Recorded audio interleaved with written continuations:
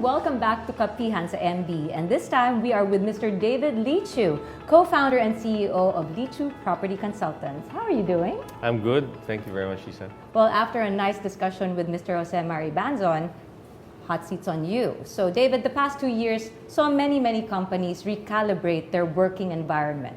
Of course, now companies are more flexible, taking this hybrid setup where employees have been given the option to work on-site and also work from home. So many employees have expressed the desire to work from home. Isn't that so funny? So given, of course, perennial challenges, there's traffic, long travel time. Let's not deny the increase in gasoline and food prices as well. How has this work from home setup and preference impacted the real estate or property sector? Is there still a demand? I think so not everyone likes work from home. Okay, so there are a number of CEOs, especially the local companies and the multinational companies that are present here, have been moving people back to the office. They really say, come back to Come work. back to the office. Okay. So all the conglomerates, all the companies like P&G and other multinationals that have frontline operations in the Philippines are moving back to the office. And not everyone who's at home likes being at home. Not everyone who's at home are able to meet productivity levels required to do their job. So there are a number of, there's a big chunk of the labor force that like to stay at home because they don't have to commute. They don't have to spend money on transport. Yes, they will take a pay cut in that process, but that works for them for now. But there's also a significant portion of the labor market that don't want to be at home all the time. Yeah. And now that the economy is opening up, the leaders in companies are able to distinguish between those who make the effort to go back to the office, collaborate with the people who are there in the office, because the one thing that you do miss in Zoom meetings, online meetings, is the engagement with leadership, engagement with peers, engagement with downlines. In a face-to-face setup where there are certain things that you just cannot do online. Okay, but still though, with work from home setups, that still demands that there is a physical company office. There will be a physical, I think companies will migrate back to the office. Employees will migrate back to the office. Now, there is a philosophy of some companies where they're adopting hub and spoke office models, meaning you have a big central office somewhere in BGC or Makati, and then you have 3 satellite offices in Cavite, 3 satellite offices in Laguna, where you allow employees to go to a structured, controlled environment to do what they need to do better there than at home. So that's one segment of the market. There's a small segment that has gone 100% work from home. They have totally given up their office space. Yeah. But that's a very small portion of the total number of tenants and square meters occupied. Then you've got, to my mind, the move from work from home to work near home. That's true. Yeah, so, and that will drive the need for more live, work, play concepts. So developments like what SMDC is doing, where you've got this massive retail center at the ground floor, so you don't have to cross the street. You've got this massive 50, 75, 100-meter pools that you don't normally find in condominiums. You've got walking paths, you've got gyms, and all these common areas. But then you've also got office buildings next door or below the living spaces. And then diversity in terms of location and integration with the mass transit systems. So we've got, what is it now, 2 train lines. There's a new one opening in Quezon City. And it's all about the fight to get dominance to the stations as much as you can. Yeah, be near it. Because Be again, near it. convenience is key. Yes, and that's something that we just appreciated in the last 5 years. Although this company, SMDC, has been doing a lot of property consolidations and acquisitions around the stations as close as they can. Next is that I think eventually 100% of the workforce will go back to the office. Eventually. Eventually. Some faster than others. Okay, because again, there was a time that certain companies or brands would have 5 floors Yeah. to themselves, and they Yeah. gave those up. They did come back, but probably only retained 1 to 2 floors. Well, that's a good point to make, Isa. But the reality from what we've seen in the last 30 months is that only 2% of companies gave up space. 2% of the total footprint of tenants. That's Around the 14 Philippines or Metro Manila? all over Philippines. Okay. Only 2%.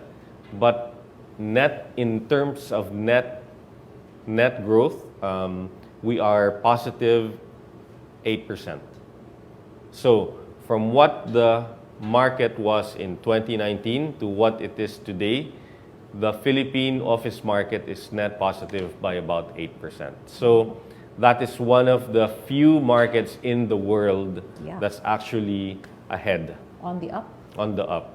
Yeah, wow. Despite all the issues that's happened in the POGO sector, despite lockdowns, we have clients who continue to renew their leases all throughout 2020, 2021, 2022, even though they haven't used their office space for 3 years.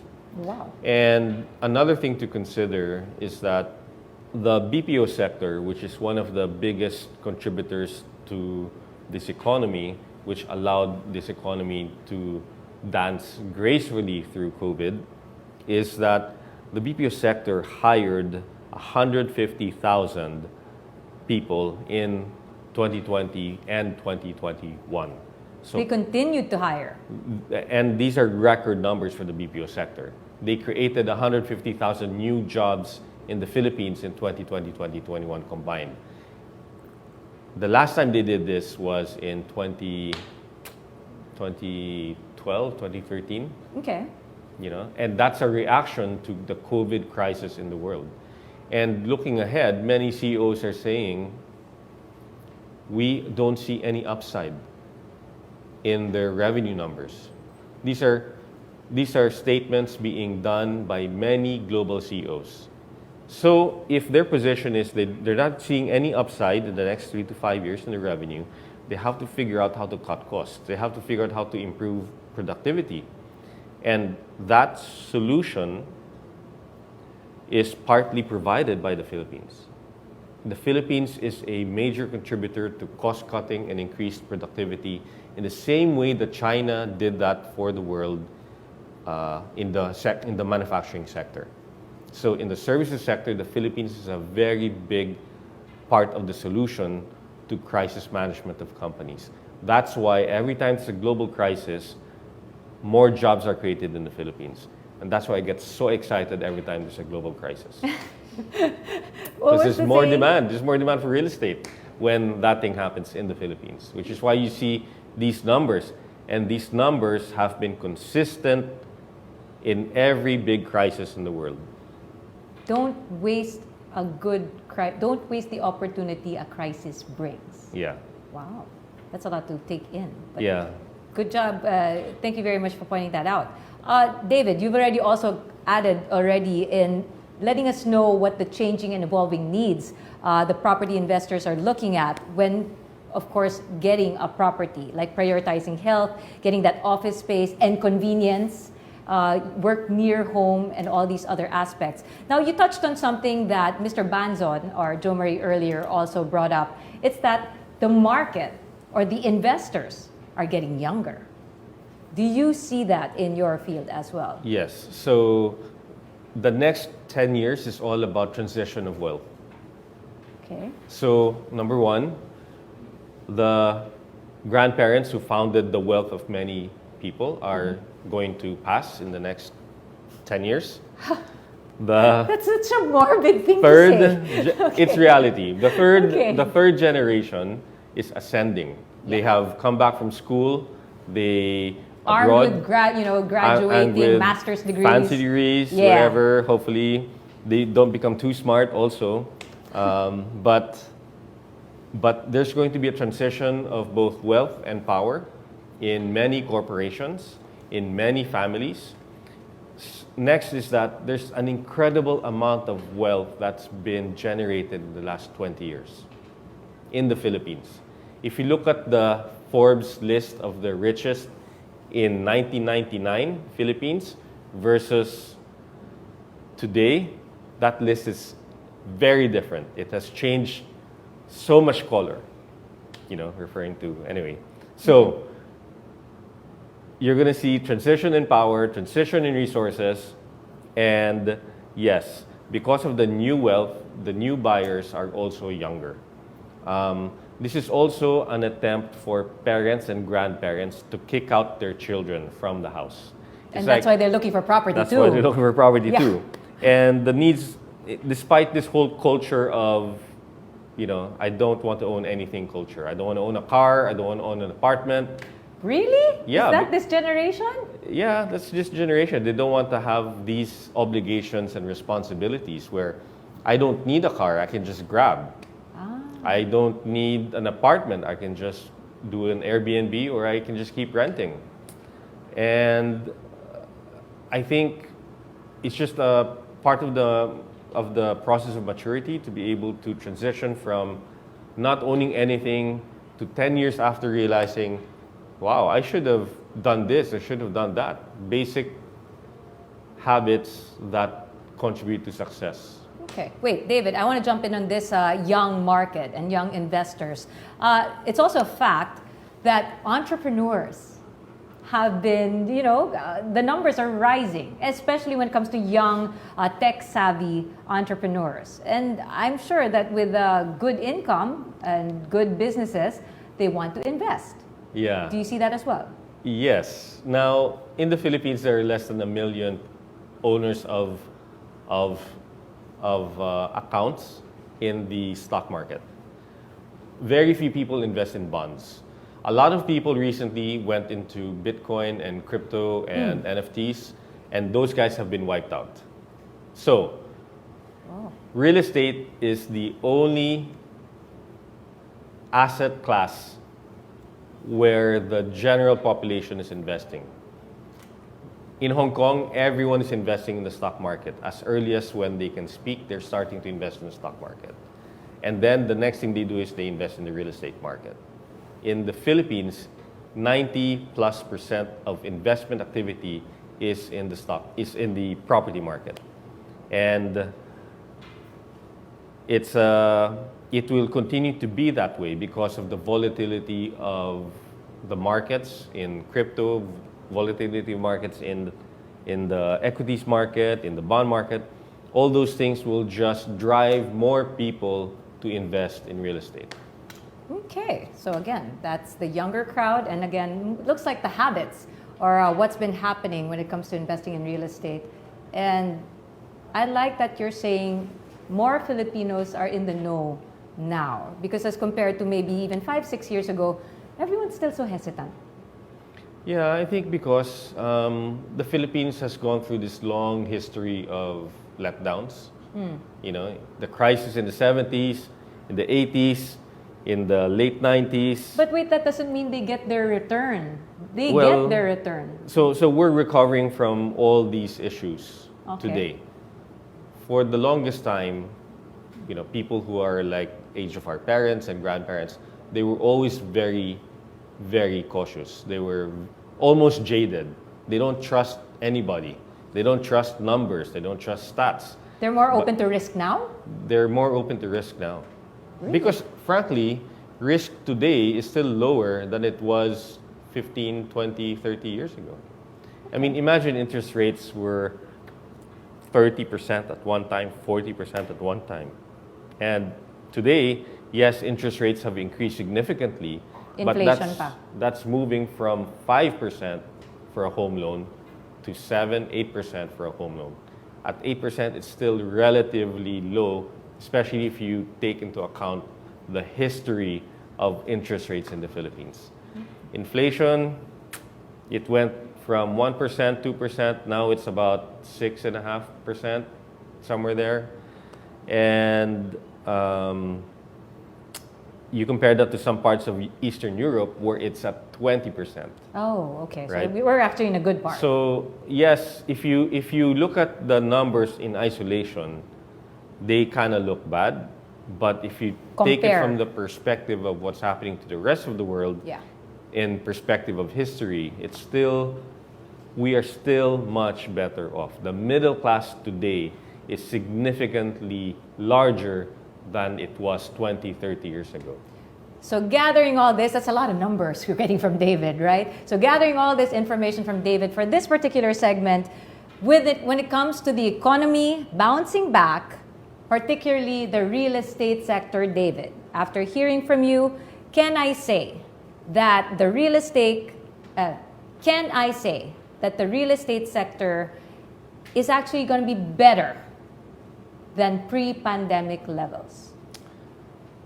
You can say that, yes. Now, there are qualifications, obviously.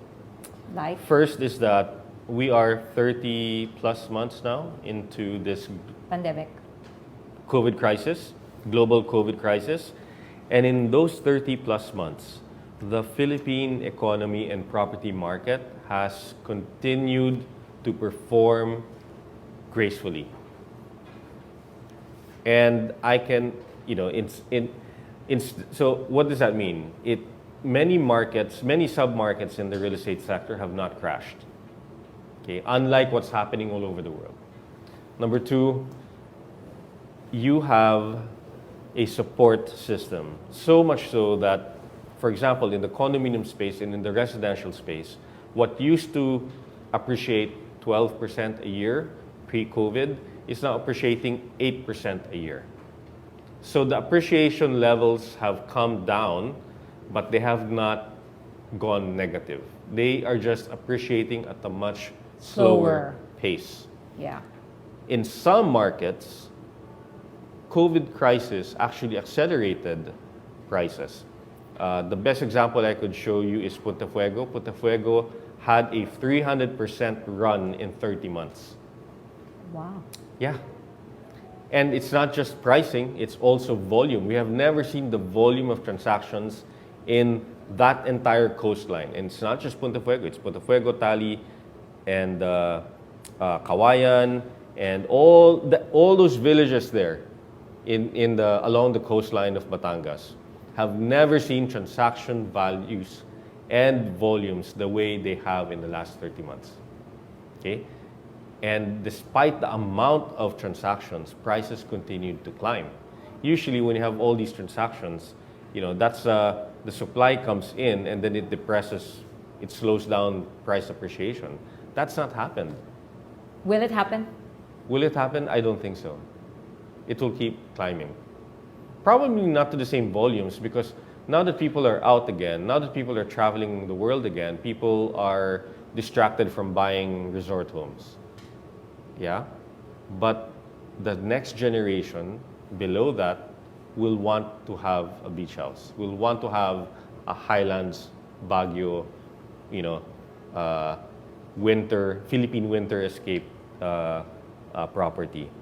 And this coupled with work from home actually complemented what's happening during the COVID crisis where you worked from home but you worked in Batangas. You worked from home but you worked in Cebu or Boracay or Siargao. But again, not anymore because we are bringing people back in the offices. Well, yes, but then they've also appreciated their summer home better. And so instead of using that summer home 3 times a year, they're using it 12 times a year. Okay. That's why real estate is now really time to invest because we all want this. And yes, now what happens to the middle class through all this? Well, the middle class and the lower end has been hit the hardest. And that's why they're shifting back from owning property to renting property. And when you rent property, you develop a rental market that didn't exist before. And that's where you have buyers on the property side renting to the local market. And SMDC is very strong in that one. And SMDC is very strong in that one, especially when you consider that 50% of all property in the Philippines is funded one way or the other by an overseas Filipino. So you've got money flowing from overseas market, from the Filipino overseas market, straight into property, mostly in condominium spaces like this. And they do that because of the many benefits that we highlighted earlier, such as location, such as access, such as amenities. And if you look at, I'll give you one solid example. A 50-meter pool is only found in stadiums Yes. and the country club. Yes. Very inaccessible to the middle class. The middle class only got to access Polo Club when they have a rich friend that brings them in. Yeah? Now, a 50, 75, 100-meter pool is common because of the developments of SMDC. In fact, I don't think you'll find a lot of 50, 100-meter pools around the market outside of the SMDC portfolio. That's something I'm going to check out myself. Yeah.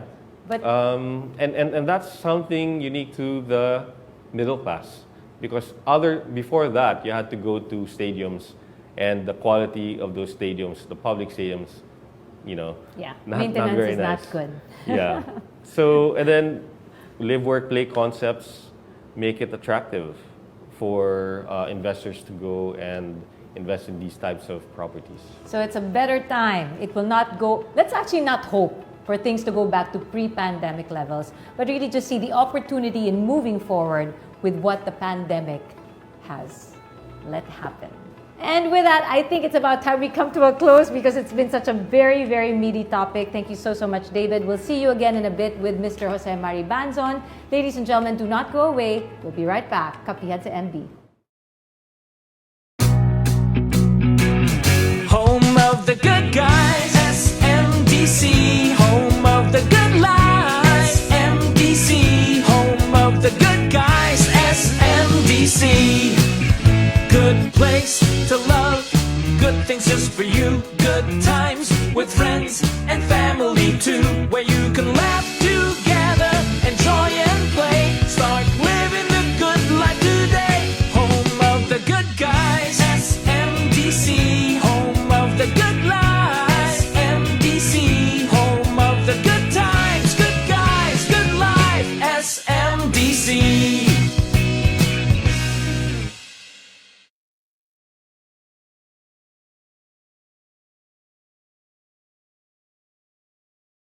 Truly, only bright things ahead for the Philippines when it comes to the real estate sector. And we really are all optimistic about this as we look forward to more opportunities that will make owning your home an easier reality to achieve. Now, before we say goodbye, how about we hear some final messages from our very esteemed guests, beginning with David. Thank you, Isa. So, the Philippines has performed very gracefully throughout this crisis. And I am quite optimistic about 2023 and beyond. And there's such a saying that you should never waste a good crisis. And this thing that the world is going through right now with all its problems, this global recession that the world is going through right now has just opened up opportunities for many buyers to pick up real estate. Appreciation of assets in the residential sector have been slower in some sectors during this COVID period, and buyers should take that as an opportunity. In the last 60 years, property prices have only gone up. Yes, there will be crises along the way, but over time, property owners will be rewarded. There you go. Don't waste a good crisis. There you go. Thank you very, very much, David. How about Mr. Jomari? I agree with David. Now's a good time to buy real estate, especially in this era of very high inflation. As everybody knows, property is your best hedge against inflation. So it's time to buy now. I agree that the Philippines will be more resilient, especially because of the fundamentals here, where you have very strong overseas workers remitting money to the Philippines. And as I mentioned, there's a very high housing backlog. So time to buy property. And when you buy, you better buy from good developers, SMDC, for example, that will make sure that your property is maintained, so that you don't only preserve the value of your investment, but then be set for appreciation, capital appreciation. There you go. The time is now. Thank you very, very much again. That's Mr. Jose Mari Banzon, President of SM Development Corp or SMDC, and also Mr. David Lichu, Co-founder and CEO of Lichu Property Consultants. Maraming salamat po, gentlemen, for joining us this morning. And thank you very much to you, our dear viewers, who stayed with us throughout the program. I'm Isa Liton, and this has been Kapihan sa MD. Good day, everyone. Stay safe. Here in the Philippines, there's good in investing in real estate. The future looks good, and there is no better time to invest than today. A good place to start life. A good space to be safe and secure. A good location where everything is just minutes away. And here at SMDC, we'll show you all the good you deserve. So, you want to live the good life? We'll show you why you should invest with the good guys. SMDC's good guys are trailblazing the Philippine real estate market today with smartly designed and sustainable communities, offering you a selection of premium, well-appointed properties all over the country. Prime locations designed with modern lobbies, well-planned, top-quality amenities for everyone to enjoy. Every detail you see is certified green and sustainable. A commercial retail environment is built on every development, making shopping malls and supermarkets accessible to families. Transport hubs are also situated near, so that moving around is made easier and safer. Living in one of our communities means you get to relish all these features. You also get to experience year-round family-friendly activities and events. For the business-minded future owner, we are offering a good deal. With our property management service, we can take care of hassle-free leasing for your units. Investing at SMDC means you have the chance to own the good life. You're not just investing for the future, you're also securing a place to settle down for good, making sure you and your family enjoy the good days ahead. Home of the good guys, SMDC. Home of the good lives, SMDC. Home of The good guys will be there to welcome you. SMDC, home of the good guys.